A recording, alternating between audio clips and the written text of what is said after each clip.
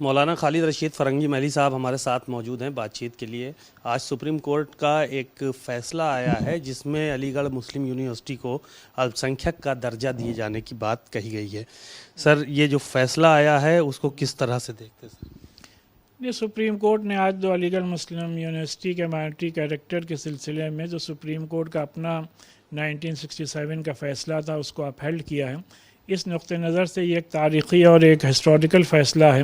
اور آج کے اس فیصلے سے یونیورسٹی کے جو مائنورٹی کیریکٹر کے راہ میں دشواریاں تھیں، رکاوٹیں تھیں، وہ انشاءاللہ دور ہوں گی۔ اور جو سپریم کورٹ نے یہ کہا ہے کہ اس کو ایک ریگولر بینچ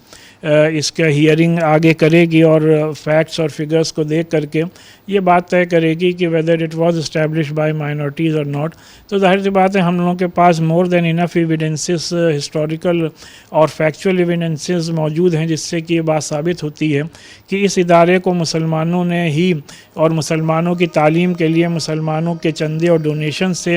قائم کیا تھا۔ لہٰذا اگر علی گڑھ مسلم یونیورسٹی کو ایک مائنورٹی انسٹیٹیوشن نہیں قرار دیا جائے گا تو پھر اپنے ملک کے کس انسٹیٹیوشن کو مائنورٹی قرار دیا جائے گا، اور پھر اپنے ملک کے کانسٹیٹیوشن کے آرٹیکل 30 کے کیا معنی رہ جائیں گے؟ یہ تمام باتیں ملک کے سامنے ہیں، لیکن ہم یہ سمجھتے ہیں کہ آج کا یہ فیصلہ ہے، خاص کر 1967 کے جو فیصلے کو اپہیلڈ کیا گیا ہے، یہ ایک تاریخی قدم ہے۔ سر، کیا نفع کیا نقصان ہوگا یہ جو فیصلہ آیا ہے اس سے؟ اگر الپ سنکھیک یونیورسٹی قرار دے دی جاتی ہے وہ، تو اس سے کیا فائدہ ہوگا آپ کو، آپ کی کمیونٹی کو، اور نہیں دی جاتی تو کیا نقصانات ہیں؟ نہیں، دیکھیے، علی گڑھ مسلم یونیورسٹی کا ایک لمبا سفر ہے مدرسۃ العلوم سے لے کر کے، اور جس طریقے سے اس کو ایک کالج میں تبدیل کیا گیا، اور اس موقع پر بھی سر سید نے اپنی تاریخی تقریر میں یہ کہا تھا کہ یہ ادارہ ایک دن یونیورسٹی کی شکل اختیار کرے گا جو کہ آکسفورڈ اور کیمبرج کی طرح جہاں تعلیم دی جائے گی، اور اس کے مقصد کو بیان کیا کہ یہاں پہ ہم چاہتے ہیں کہ مسلمانوں کو بیسٹ پاسبل ماڈرن ایجوکیشن دی جائے جس سے کہ وہ اپنے ملک اور قوم کی صحیح خدمت انجام دے سکیں۔ تو جو کسی بھی انسٹیٹیوٹ اور علی گڑھ کو جو قائم کرنے کا جو بنیادی مقصد تھا، اگر اس کا مائنورٹی کیریکٹر بحال نہیں ہوتا ہے تو وہ مقصد ختم ہو جائے گا، اور جو مسلمان آج اپنے ملک میں تعلیم میں اتنے پچھڑے ہوئے ہیں،